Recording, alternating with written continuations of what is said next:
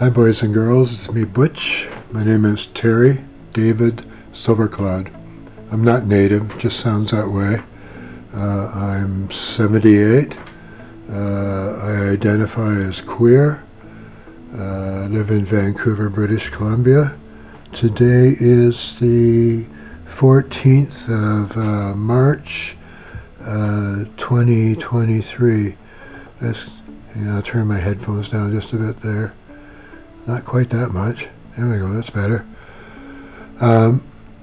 So the reason I'm making this video, well, let me start with you.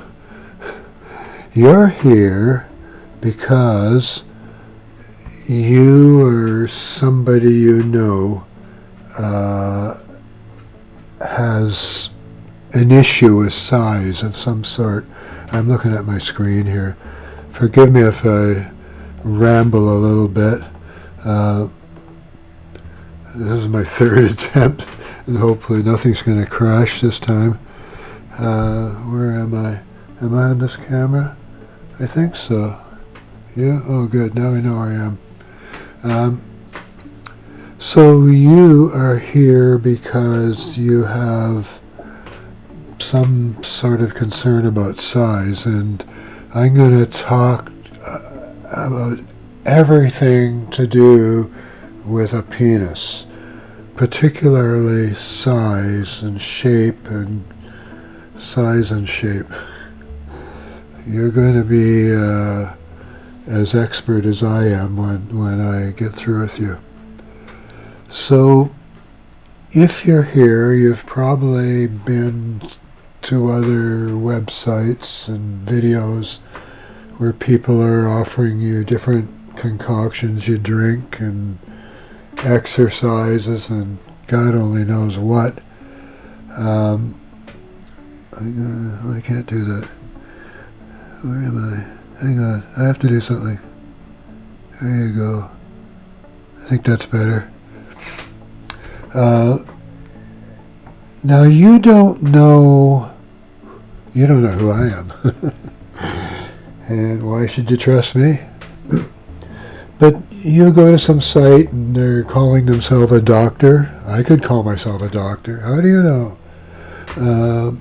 These people, the bulk of them, are trying to make money from YouTube. And I confess that by you clicking on my video, I just made 1/10 of a cent. And they'll pay me every time I make $100, but I only make about $100 a year because I don't get enough views. But if you get 1 million views, you're into the $1,000 range, and that's serious money. So if you get multiple videos in that sort of view range, and you're making money, so you want to crank them out. You're not just going to crank one out. You just put as many as you can out there and milk the cow. So I have nothing to gain from you. If you want to send me money, please do. I'm poor. If I speak funny, I broke my eye tooth, or it was a crown, and spent $1,800 trying to fix it, and the crown broke, and now the only thing is an implant, and I don't have the $5,000 to fix that. What do I care? I'm old. But my expertise is I'm queer, and I love cock. I just love it. And I have probably orally serviced more than 100 men in my life. I'm old. Plus I had a boyfriend for 20 years, and we were both oral. We did each other every day. I'm very sexual. I still have sex every day if I can. I need the help of I don't have a partner, and I can't really masturbate, but with the help of a Tenga flip hole, which is Tenga flip hole, about $100 American.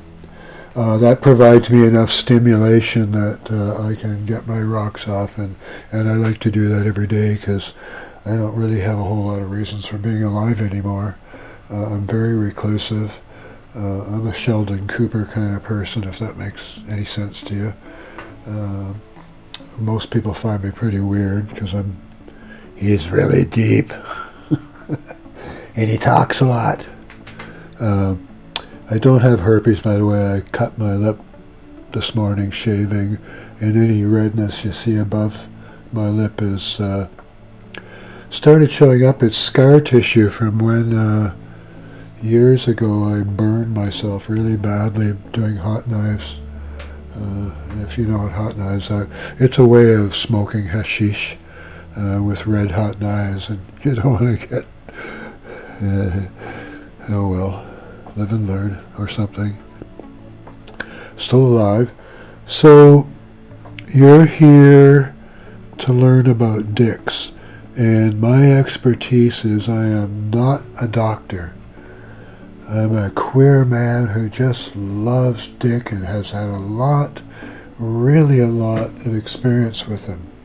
Plus I've had my own issues that have caused me to deal with some of the things that maybe are issues to some people. To me they were with my dick. I was circumcised when I was in my 40s. I might talk about that later. And I had a varicocele, which I'll talk about later, which I had removed in my 20s. And just different things, hormone problems in my own age, old age. So I'm presently on hormone replacement therapy.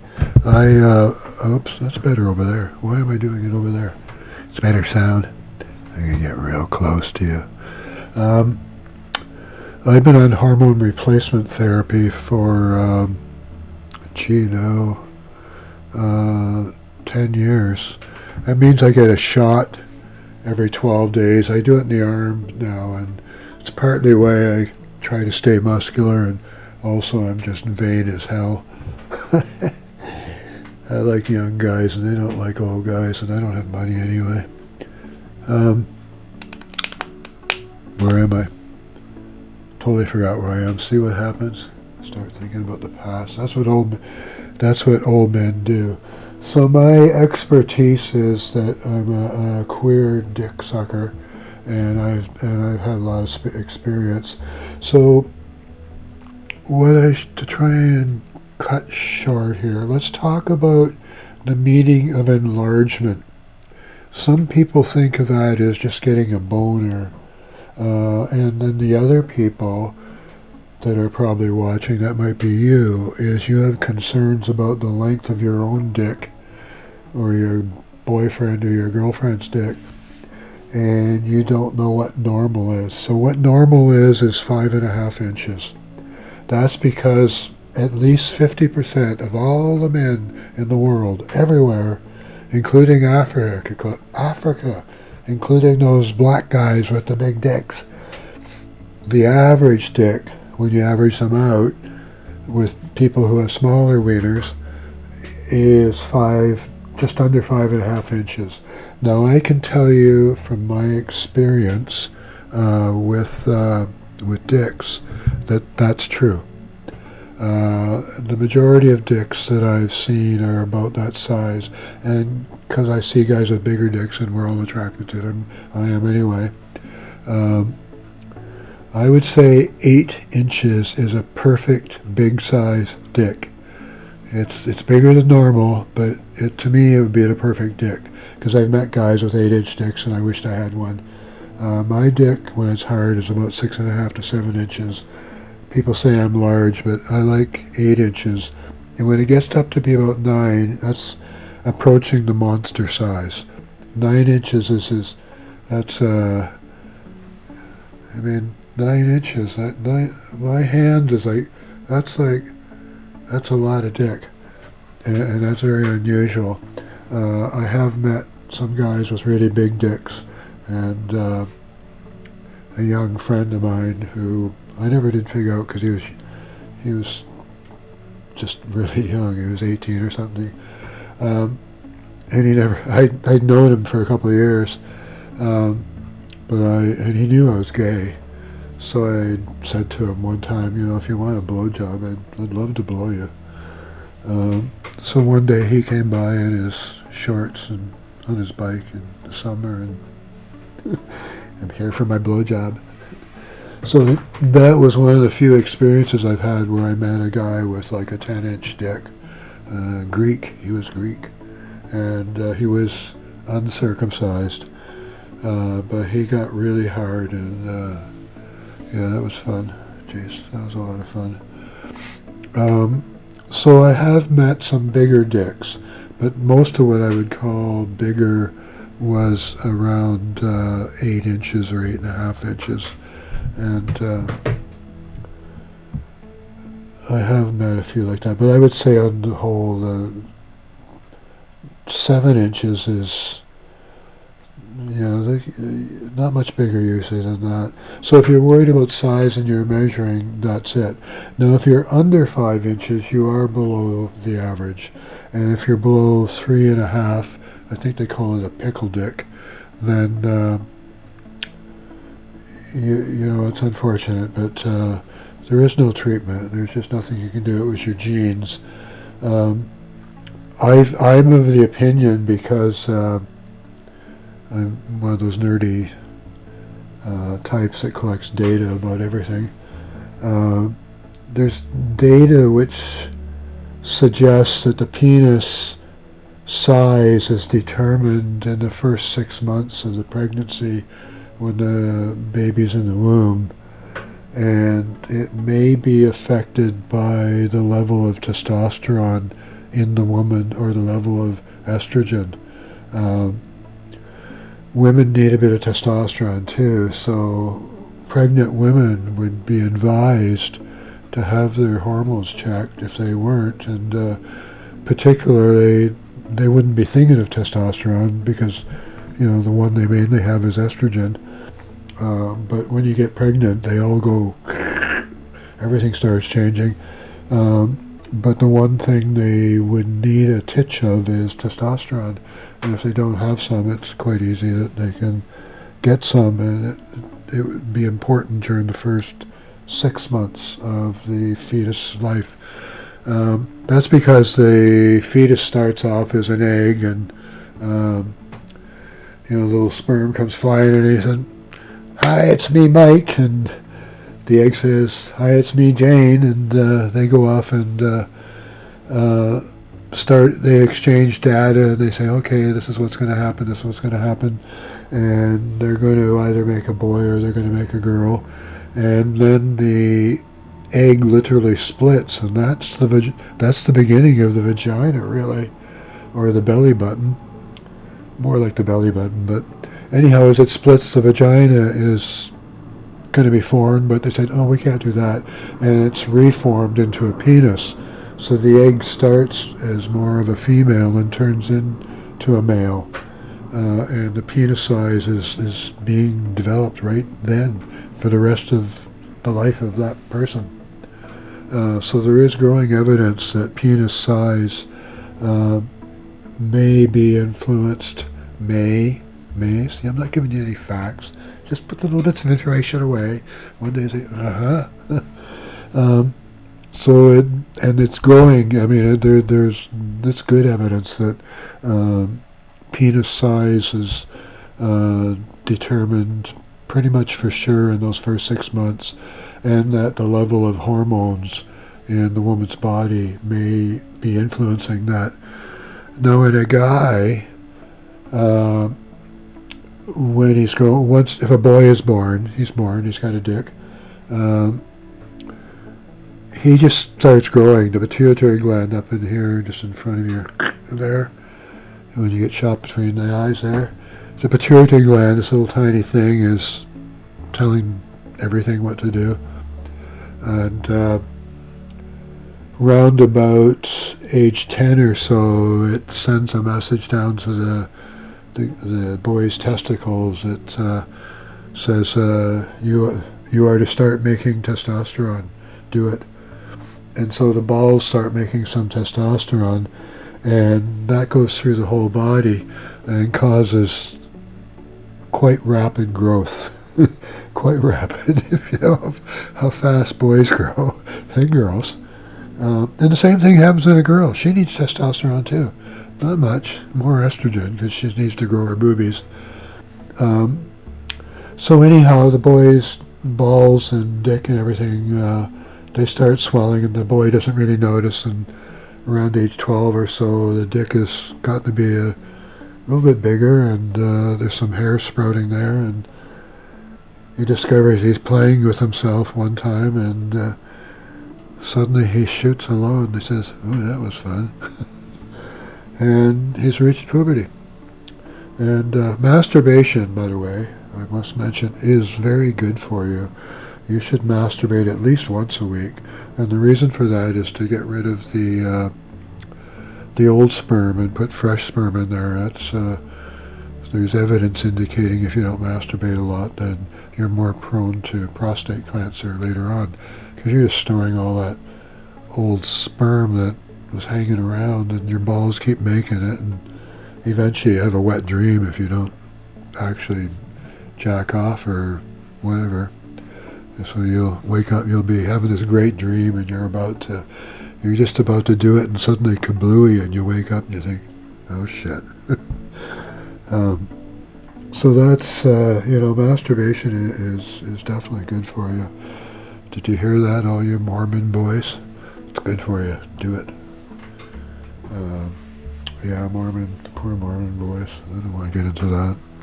I feel so sorry for the Mormon boys. So sorry.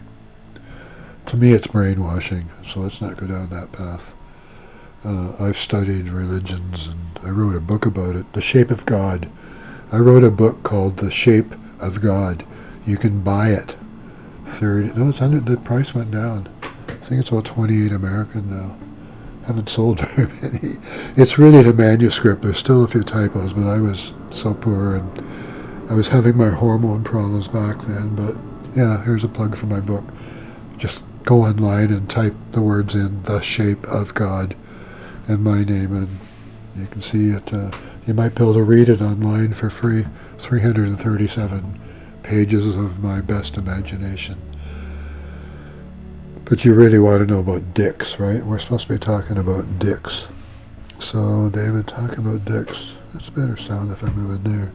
See, I'm learning more about sound as I go along. So, you can't make a dick bigger because it doesn't have any muscle in it. You can't exercise, you can't get these kind of muscles in your dick because there aren't any. There's a muscle around the blood vessels that go out, and when your brain says, we need a boner, that muscle says, Roger Dodger, and clamps up and shuts the blood going out of the dick. So it keeps coming in at slightly more than atmospheric pressure, whatever your blood pressure is, and it blows your wiener up because the blood can't get out. Your wiener is literally filling with blood. That's what's inside. You wouldn't want to get a cut right at that particular time.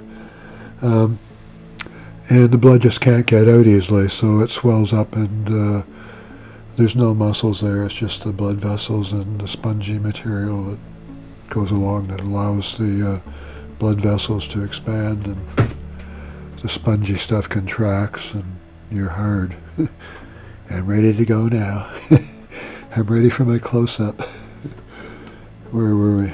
So, geez, I go off track. The problem is right now is I did this a couple times before, and I have trouble figuring out what order I should be going in of things I should tell you about. I've told you there's a variety of sizes.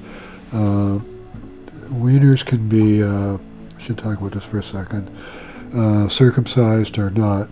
40% roughly of the population of the planet have cut wieners. That's because they're Jewish, Muslim, or all the rest of us, like myself. I got myself cut when I was in my 40s, and I didn't really need it, but I wanted it. And that's a thing about circumcised and uncircumcised. You can be a guy like me who has a lot of skin, just a lot, or I was born with a lot of skin, and my grandmother, when I was growing up, always taught me to pull my foreskin back when I was having a pee and stuff like that, because I grew up, my father was off in the war, and I'm a war baby, 1944. I didn't know, I was really naive. I grew up culturally deprived of any sexual information. I didn't really grasp what gay was till I was at least 20, and I didn't come out till around that time I started coming out. And I didn't realize that I was uncircumcised until a close friend of mine that liked to hang out with me. He was crazy about me, and he'd asked to do me. He asked he asked if he could give me a blowjob. I said, yeah, sure. No. So we were talking about circumcision one time, I guess, somehow, and he said, well, or I told him I like guys that are cut, and he says, well, you're not cut. And that's when I started really figuring out what cut meant and being able to distinguish the various types. And then amongst the uncircumcised, there's a whole range of types to ones like I was, with lots of skin that's pulled back, and you might not even notice because the head is always sort of hanging out a bit. Or they may go around where the skin is over it all the time. And the only real issue for guys that are uncircumcised, I suppose, is if they're not able to pull it back. They really should talk to their doctor about that. It may cause pain issues and hygiene issues. Circumcision, from what I've been told, my nose clogged up on me, became common in my era, partly because when conscripts were signed up for the army in both the First and the Second World War, most were not circumcised, and there was many problems in the uncircumcised guys that just never been trained about pulling it back or stuff like that. And it's my understanding the Surgeon General recommended that we should tell the population you should be circumcised. And in just after my generation, the baby boom, I was born in 44, the baby boom began just within 2 years. The majority of American boys and many Canadians, other than the Quebecois Roman Catholic boys, got snipped. So I determined early on that I liked my wieners snipped, and I wanted to be snipped. So that's why I did it. And the urologist that I got sent to said that he didn't see why there was no reason why should the government pay for it. And I told him that it was psychologically very distressing to me. I was having emotional problems about it. And for whatever type of person he was, bless his heart, he said, well, okay, I'll take that. That's medical enough, psychological issues. But he had a couple of interns do the snipping. I didn't ever see him again. And one guy did one side and the other guy did the other side, and they put a curtain up so I couldn't see what they were doing. I'm a photographer. I brought my camera along, but they wouldn't let me photograph my circumcision. And I'm so happy, so happy that I got cut. But they didn't take a lot off, I guess because they were nervous. They were circumcising a 44-year-old man, I don't know, somewhere around there. But one of the ways that skin can be tightened up on a penis is whether circumcised or not. Even if you're already circumcised and it's a lot of skin, basically you get recircumcised and just remove more skin to tighten the skin up. So that's possible to, one of the treatments for getting a better boner in a limited number of men is simply a physical operation where you get cut. And I have to find something over here. Why are you doing this to me? My computer won't let me see something. It's very annoying. Why won't you do that? Oh, there we are. Okay, good. We're recording. Lost track where the hell I was.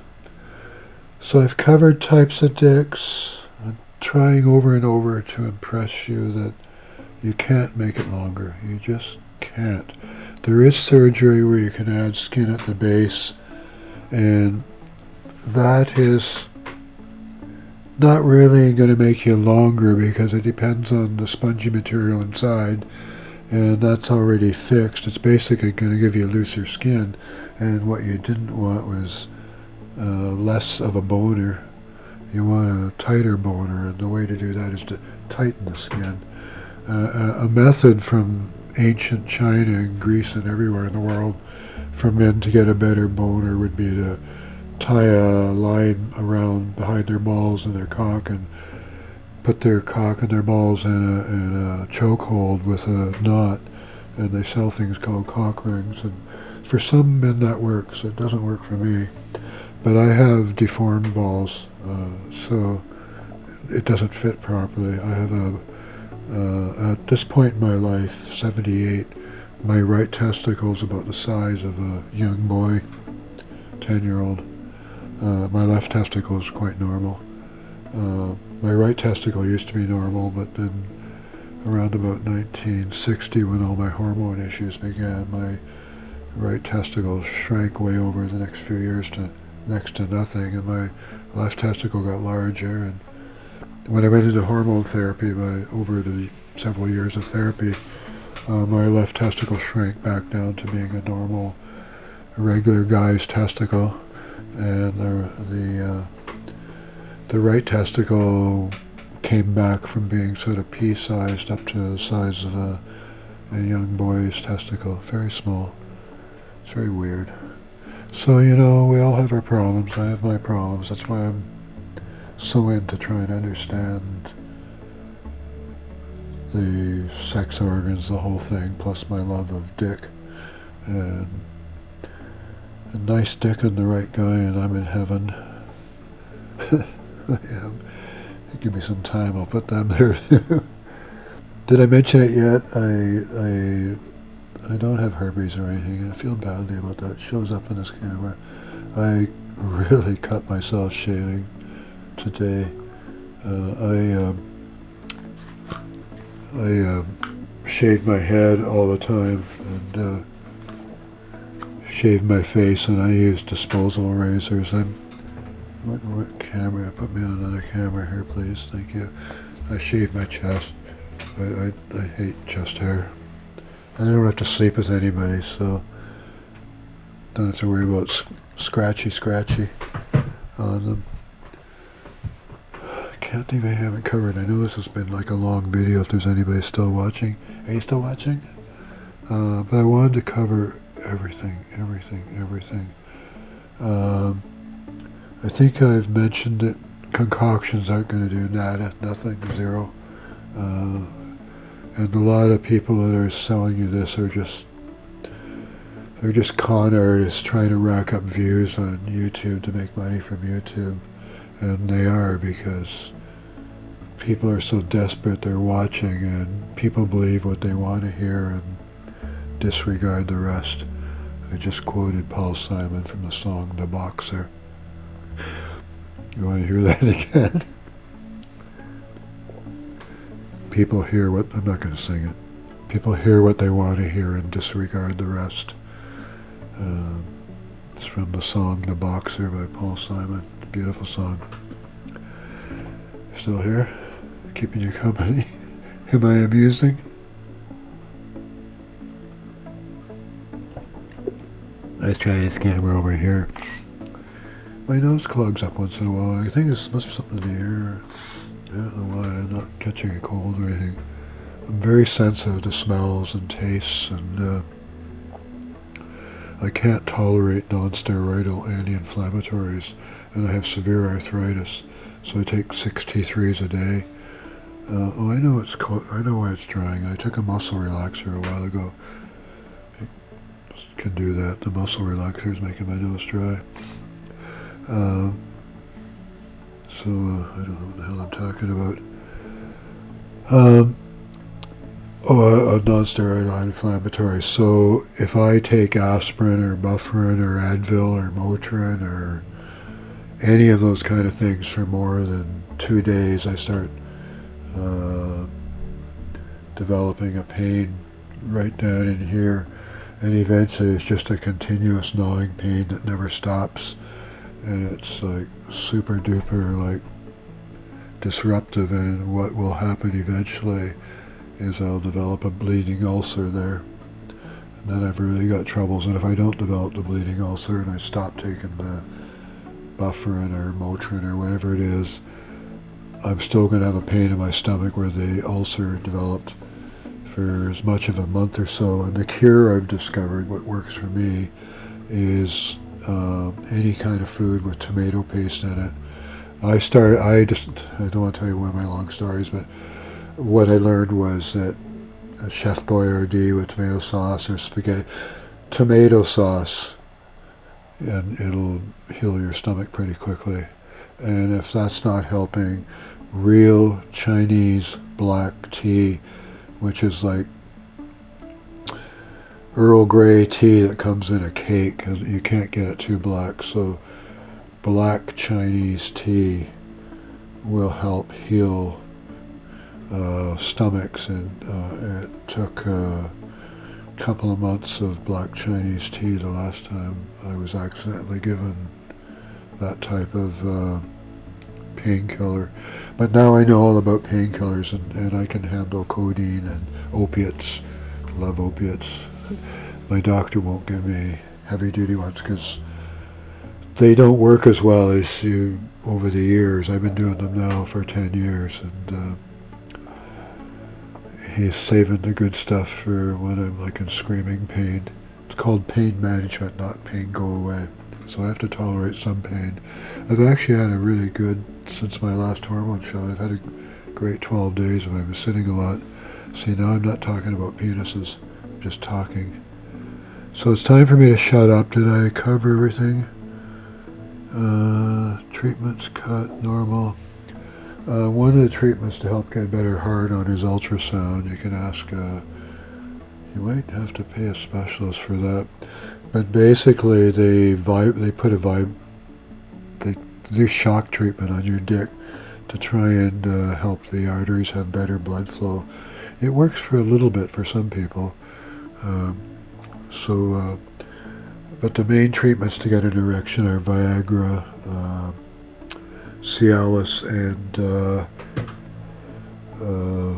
Caverjet, Caverjet, in Canada by a company called Muse, M-U-S-E. Cialis works better for most guys. You can do Cialis daily. It gets a bit expensive, so it'd be like $30 or $40 a month. But for somebody starting on their marriage, if they recognize that the guy's got problems, and women like their sex too. So if you want to have sex every day, that would be worthwhile. And I have sex every day. I basically blow my load every single day. And that's one of the reasons I stay alive still. I don't have a partner, but I have memories, and I have a sex toy, the Tenga flip hole, that I pork every night and blow my load into, unless I'm super tired or sick or something. So yeah, sex every day is normal for me, even at 78. So I've gone on. I can't think of anything else that I was supposed to talk to you about. This is really a long video, isn't it? So what I'm going to do is I'm going to sign off and say goodbye. Let's do this. Oh, no, not quite there. Yeah, so I'm going to say goodnight. It's nighttime here. This is probably crap, but I'll probably post it anyway. People watch a lot of stuff. So I'm going to sign out. Bye from Butch.